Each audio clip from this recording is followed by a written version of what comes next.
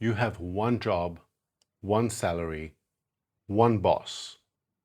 If that ends tomorrow, your income goes to zero. That's not a career plan. That is a time bomb. And if you're a dad with kids, a life, a mortgage, that all depends on that one paycheck, you're not being responsible. You're being reckless. In the next 10 minutes, I'm going to show you why. I'm going to talk you through all of it.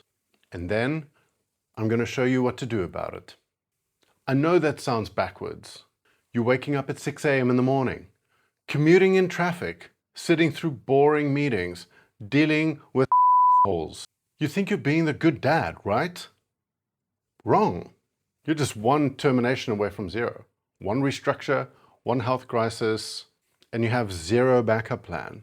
A couple of years ago, I was caught in the same trap. I was convinced I was doing the right thing. Today, I'm going to show you the math that nobody wants you to see. If you're a corporate dad with one salary, you're not being responsible. You're being reckless. This is binary fragility. One income source feeding the whole family. One email, $0. Here's what I finally understood. You shouldn't be just an employee. That's the same as being just a consumer. You're a business of one. Your company you work at is your first client. And if something happens to you, you're a single point of failure. That's pretty bad engineering. I used to think my job was secure because I did great work. I showed up on time. I delivered. I had a good relationship with my bosses, for the most part. That is not security. That is hopium. That's hope. And hope is not a strategy. And here's the trap that most couples fall into. Wife goes back to work after having the kids. Sounds like progress, right? But run the math. After tax, pay for childcare, net zero gain. So I've heard this one 1,000 times before. Okay, money's getting tight. Baby got to go back to work. So wife looks for a job. She can't really find anything at the same level that she was before. She went on maternity leave the first time and had kids and raised them and spent years in the house. And what happens? She takes a job, obviously, for lower pay, usually lower than the dad.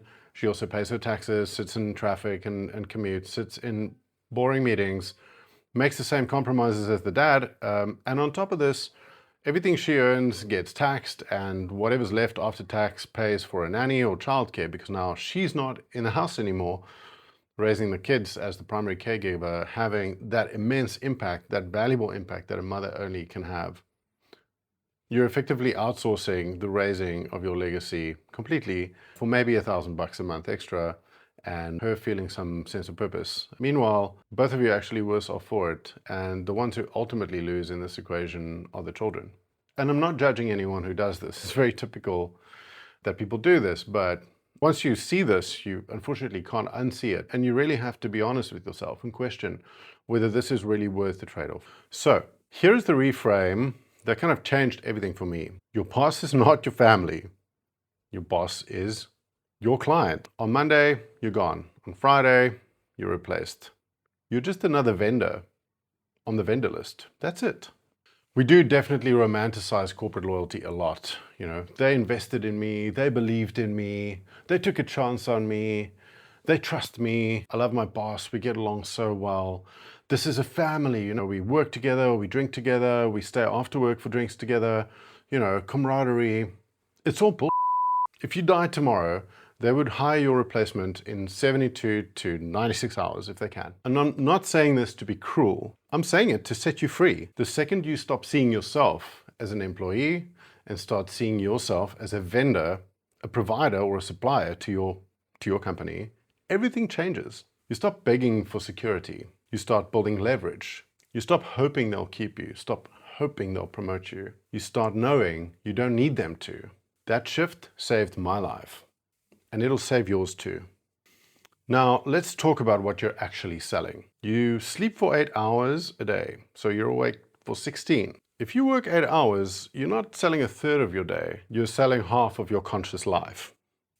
Ask yourself right now, is what they're paying you worth half of your conscious waking life? If you think it's fair, switch off this video right now.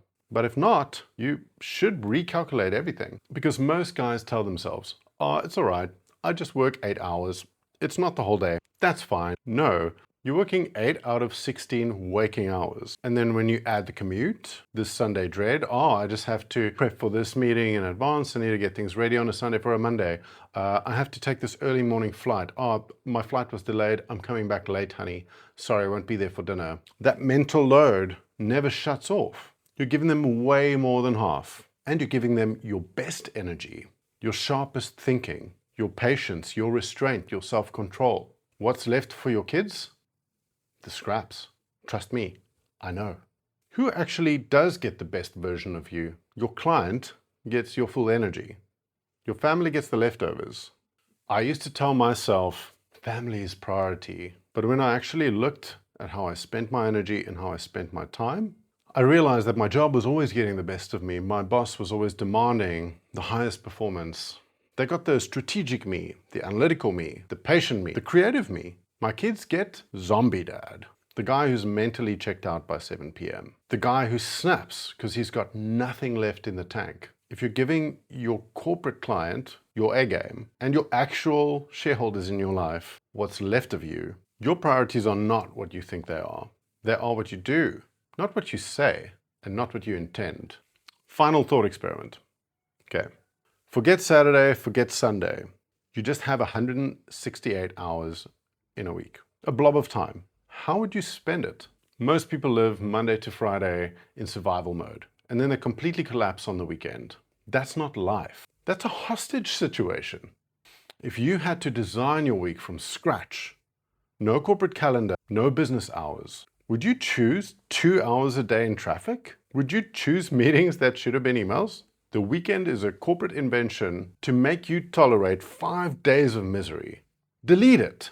Think in blocks of time. Optimize that entire blob. Because if you only feel alive on Saturday and Sunday and can only give your best to your family on the weekend, you are not living. You are just waiting. So here's what changed everything for me. Confidence isn't a feeling. It's not mind over matter stuff. It's a math equation.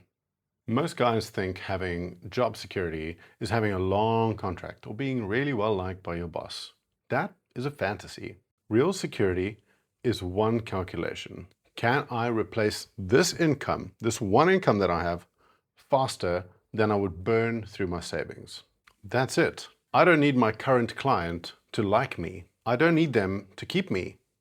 I need to know with absolute certainty that if they fired me today, I'd have replacement income before my family feels it. That's the shift. I lived in fear for years, one bad quarter away from zero. Then I built the engine, sales skills, negotiation leverage, a proven track record, and I stacked runway. Not because I wanted to quit, but because I refused to beg. Now, I'm not afraid of being fired. I am expensive to lose. And if they let me go, I'll land another client before Friday. That is sovereignty. That's what we're building here. If you want that power, subscribe. We start now.